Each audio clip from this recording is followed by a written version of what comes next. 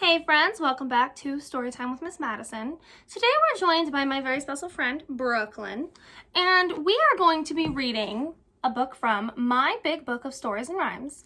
And the story that we're going to be reading today is The Princess and the Pea. So, let's get started. The Princess and the Pea.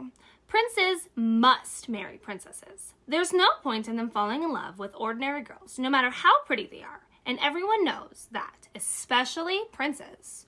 Once there was a prince who was desperate to get married, but the poor thing, he couldn't find the right princess. His mother and father, the king and queen, did their best to help him. They even took their summer vacations in places where they would meet lots of princesses. And when they got back, they'd say, "Oh, by the way, we saw a lovely girl." And the prince would smile and say, "I bet she's a princess." And his parents would reply, "How did you guess? We've got her address. Why don't you invite her over for the weekend?" Unfortunately, the prince never managed to fall in love. He almost fell in love.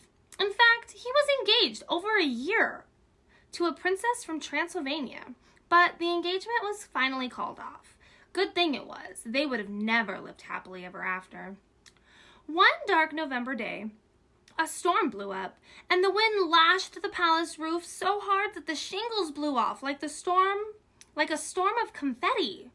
The trees in the royal park were uprooted, and the rivers burst its banks. It was so gloomy that the lights had been put on by 3:30. The king hated wasting candles, and it was so cold that the fires had to be banked right up. And the rain, it came down in buckets. Not even the loyal and royal dogs, who lay sorrowfully in their baskets dreaming of sunshine and rabbits, wanted to go out.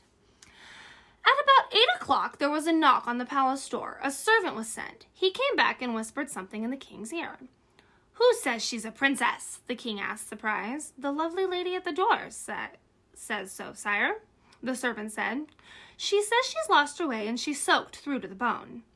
"A princess out in this weather? Whatever next?" exclaimed the king. "Oh well, I'd better go see."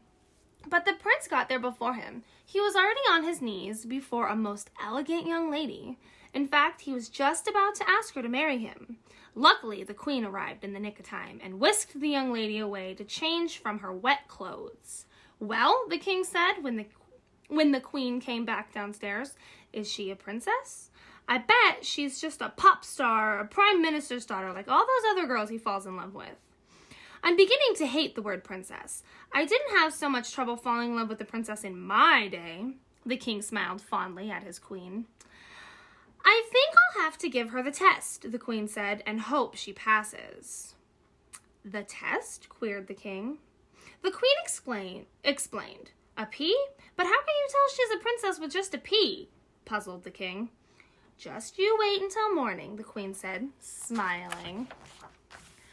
The next morning, the king paced up and down the sunlit breakfast room. "Is she up yet?" he asked his wife. "I hate people who lie in bed all day." "Patience," said the queen. "Let's see if my little plan has worked." At last the young lady appeared, and the king gasped. She looked awful, as if she'd never gone to bed at all. The prince rushed up to her. "Darling, darling, what's the matter?" he said. "Mother, didn't you give her our softest bed?" "Of course I did," replied the queen. "I put down 20 mattresses, one on top of another, and then 20 underquilts on top of them. What could be softer than that?" "I feel black and blue all over," the young lady complained as she dropped into the chair. "I'm covered with bruises the size of potatoes. That was the most uncomfortable bed I have ever slept in." And when he heard that, the prince turned pale with fright. What if she left the palace and he never saw her again? "But I did get a little sleep eventually," the young lady went on. "At about 4 o'clock, I couldn't stand any longer, so I got out of bed and felt under all the mattresses. And you wouldn't believe what I found." She held something out in the palm of her hand. "A pea?" said the prince. "Who left that there? I'll have their head chopped off."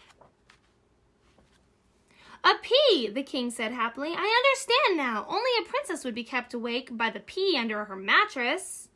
20 mattresses, his wife reminded him. And so with that, it was declared that she was in fact a princess. And so the princess and the prince were married and lived a long and happy life together. And every night before they went to bed, the prince, even when he was a king, checked under the mattress to make sure that no one had put even the tiniest pea under their bed. All right, friends, that was The Princess and the Pea. And do you think that if there was a pea under your mattress, you would be able to feel it? A little teeny tiny pea, like that big. Do you think you'd be able to feel it? Honestly, I don't think I would. I think my mattress would just squish it. So, she's very sensitive if she felt that little teeny tiny pea under her mattress. But, you know, I guess a princess has to be sensitive because she's a princess. Anyways, guys, that's all for today, and I really hope you enjoyed this story time, and I will see you guys later.